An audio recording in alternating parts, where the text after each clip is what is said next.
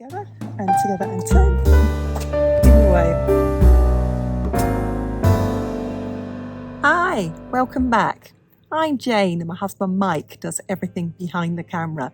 We're British, early retirees. We have no debt. We've paid off the mortgage and we live a thrifty, frugal and money-saving life here in Brittany in northwest France. And every Wednesday we invite you in for a midweek money chat. I did mention in previous videos that all of our videos right up until when we leave and probably a bit after we've relocated to the south as well will all have a personal slant to them. And this week we're going to be sharing with you 5 money-saving ways that Mike and I need to bring back.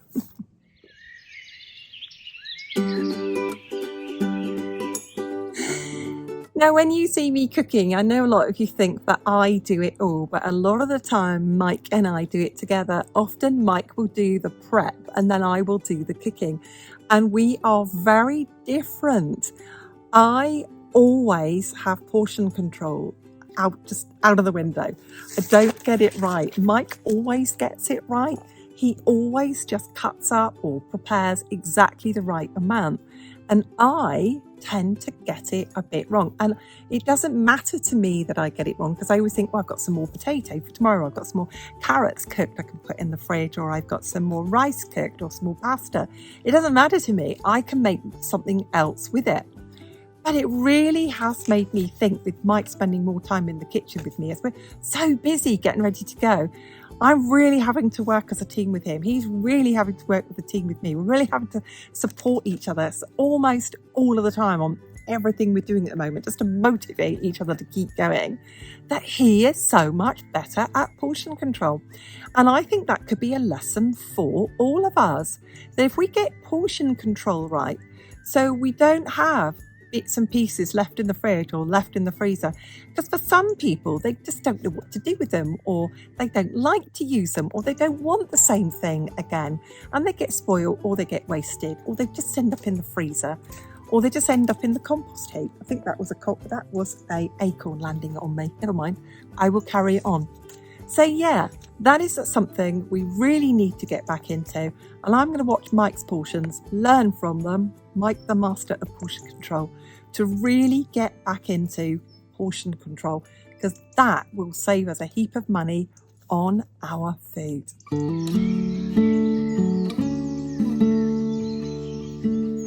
The next money-saving thing that we really need to get back into, that I will say we haven't done for a few years, because last year it just rained all the time, and it is this one. It is reusing grey water. Now, black water is like sewage. Grey water is like the water from your shower. And what we've got back into doing is having a trug in the bath, because we have a shower over our bath, and saving that water for watering our garden, because we are under drought restrictions and we can't water our garden. So we are saving grey water. But we've always done that in the past and it has saved us a heap of money. You would be surprised. You have a shower, you stand in a big trug. It's a bucket with big handles on it. If you've got good enough mobility, and we've got good enough mobility, it's easy enough to get in and out of in the shower. And then you've got that water there. You can pour it into 2 buckets. You've got 2 flushes for the toilet. And you might wonder why we are returning to that way of saving money and saving water. It's because here we have our own septic tank, so we only pay for the water supply. Where we are going, we are on the main, so we will pay for the water we use and the drainage, which means they just charge us twice. So our water bill could effectively double if we are not mindful about water. So all the water that we can save will be to our financial benefit.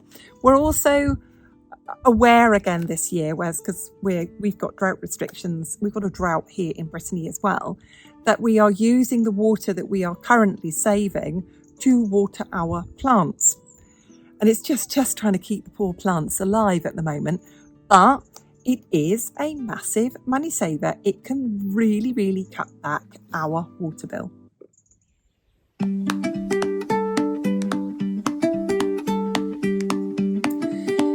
We are eating down everything in our house, so we will leave with no food, nothing. I think I've got a box with a surplus of tea bags that somebody brought me back from the UK. I will have spices, I will have a few tins, but nothing else. So we're going to have to start from scratch. And that means building up things like buying big bags of rice, big bags of pasta, all of those things, big bags of flowers. And that means saving containers again. And I haven't needed to save containers for quite a while.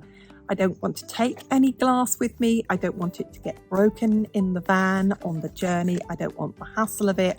I've recycled it all. But that does mean when I get there, I am going to have to start those super thrifty ways that I've always had of consciously buying things in bigger jars.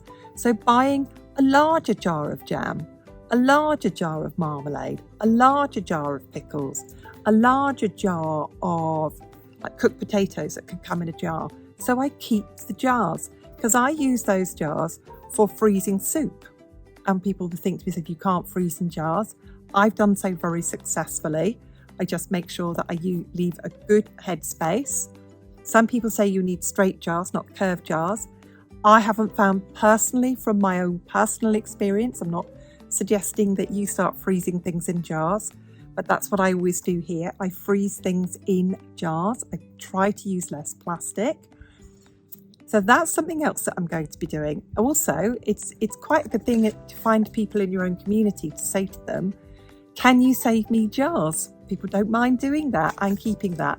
So when I build up food storage again, I'm going to need those containers, and I'm not the type of woman who rushes out and buys them. I keep the containers that food came in and use them. Coffee jars, nice square ones, particularly handy for rice.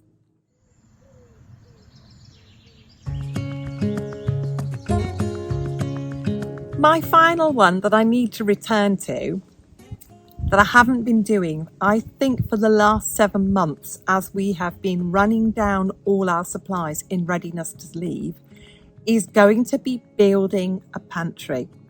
It's going to be building food security and building non-food security as well.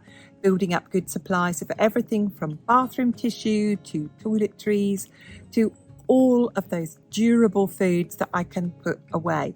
And I looked through the inventory of where we're going because we are getting the furniture with the house. And we know there's a big armoire in one of the bedrooms upstairs. And I've already thought to myself, that would make a good pantry to store things away. And if not food, it'll make a very good store cupboard for non-food items. And I'm going to be building that up again from nothing, which is quite a daunting thing to do. And it's going to take me, I think, 6 months to feel that I've got enough of everything. I like to have at least 2 spare. I work on that basis that 2 is 1 and 1 is none. So I like to have at least 2 of everything.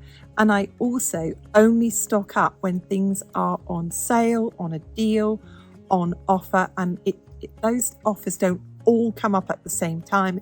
And it is going to take me a while. But like I said, it's something I haven't done for about 7 months now. And it is something that I definitely have to return to.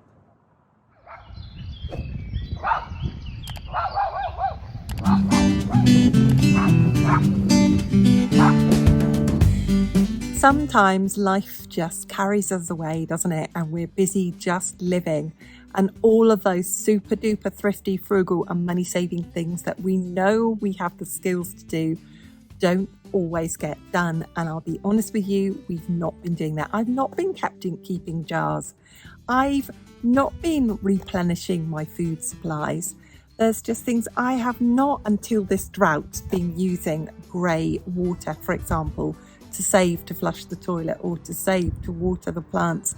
And those are things that aren't difficult, that they don't take much more time. They're not a problem for me to do. And we can return to those. And I'm going to be sharing those with you when we move. And I can sort of work that out as we go along, how much money we're saving. See you on the next video. Thanks for watching. Bye bye, everybody.